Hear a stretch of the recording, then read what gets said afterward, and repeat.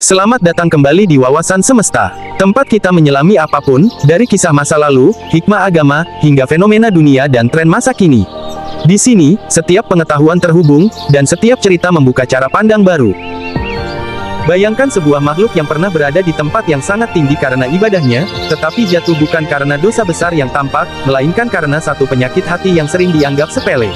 Menurut Al-Quran dan penjelasan para ulama tafsir, kisah iblis bermula jauh sebelum manusia diturunkan ke bumi.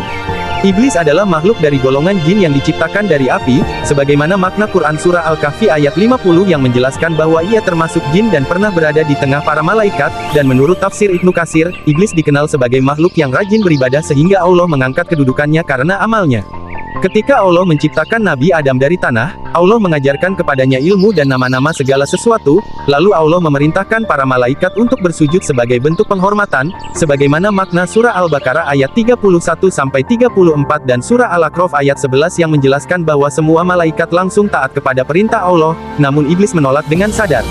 Dalam makna surah Al-A'raf ayat 12 dan surah Shad ayat 76 dijelaskan bahwa alasan penolakan iblis adalah karena ia merasa dirinya lebih baik, sebab ia diciptakan dari api sedangkan Adam diciptakan dari tanah.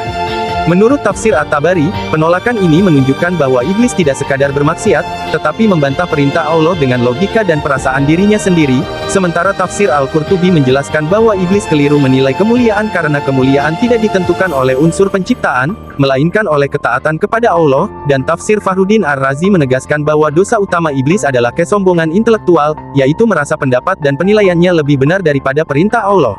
Akibat kesombongan tersebut, Allah mengusir dan melaknat iblis hingga hari kiamat, sebagaimana makna surah Al-Hijr ayat 34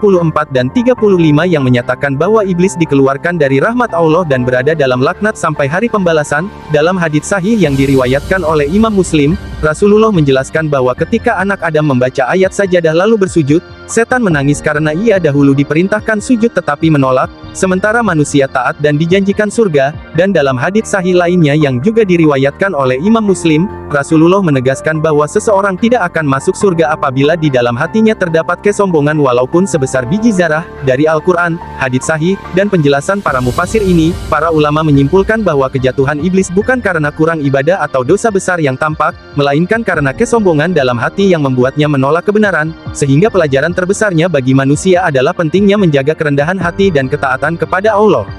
Dan jika kamu merasa video ini bermanfaat sebagai pengetahuan, jangan lupa untuk like, subscribe, dan menekan tombol loncengnya agar kamu tidak ketinggalan konten edukatif berikutnya di channel Wawasan Semesta.